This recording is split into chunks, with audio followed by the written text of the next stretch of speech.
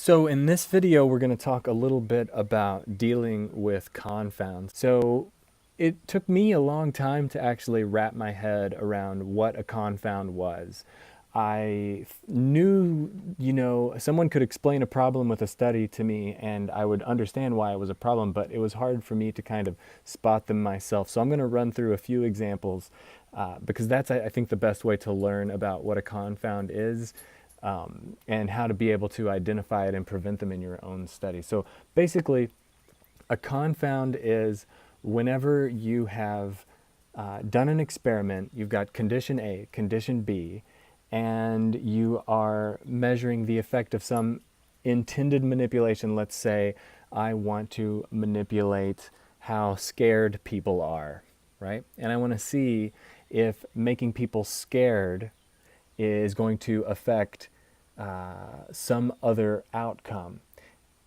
And there's this study I read a few years ago about a bridge, and there was two bridges in the forest, and they had these researchers, these professors had this idea that if you made people scared, it would subsequently make them more sexually aroused.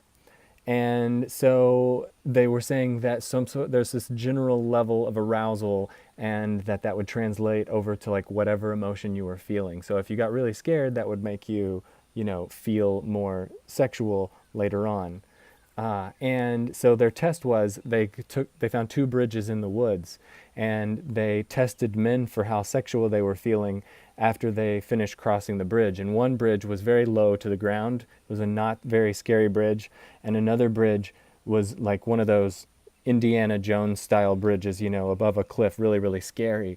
And they thought, okay, this is perfect. We'll just wait on the other side of each of these bridges and survey men who are coming across the bridge to see how sexual they feel. Presumably, they're going to be more scared over the taller bridge.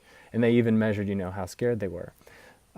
There's a confound in this, and the problem is the researchers were not able to control who was going over which bridge. They did not randomly assign people to go over the short bridge or the tall bridge. They were just waiting for people to come. And so you could imagine that they're going to get different types of people coming to the tall, scary bridge versus the low to the ground bridge, and they weren't able to control for that. For example, maybe you would only get young people coming over the tall bridge, and you would get more old people going over the low bridge. Well, that's going to affect how sexual people are feeling, right? Age. And so that could contaminate their results.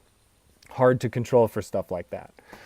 They would have to fix that, they would have to manipulate it themselves and randomly assign men to go over one or the other bridge.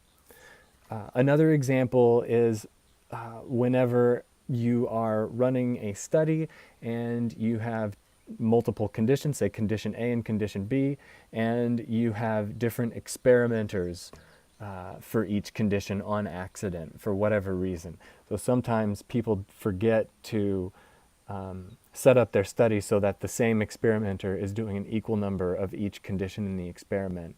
And there's a study that I read about recently where they were looking at the attractiveness levels of experimenters and whether that leads to participants in the study adhering more to what the experimenters actually want to see in the results. So sort of acting like a good participant, doing what they're supposed to do. Cool.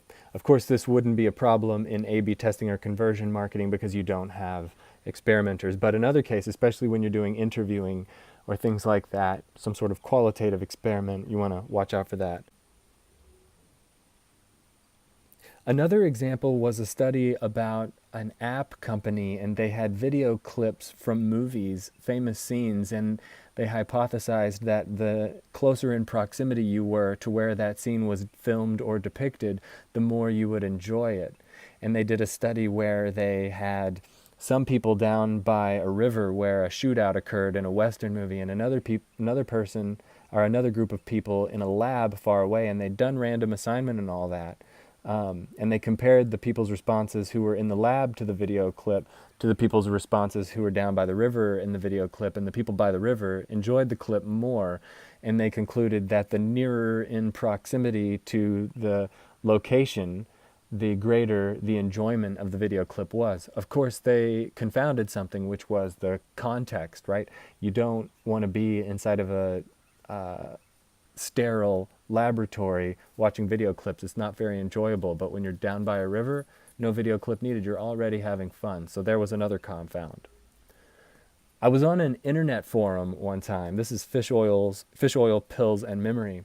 I was on an internet forum and saw that a guy had been taking fish oil pills and computing derivatives. And he was thinking that these fish oil pills would enhance his cognitive skills. And so he took fish oil pills and he took derivatives, jotting them down on pencil and paper, and he timed himself, and he did it each day. And he saw that he was improving in his speed over time, and he concluded that the fish oil pills must be having this positive effect. Of course, he wasn't controlling for the practice he was getting, and so he was confounding practice with the fish oil pills, and so he couldn't, make those conclusions that he made validly, or he couldn't make them in a convincing way.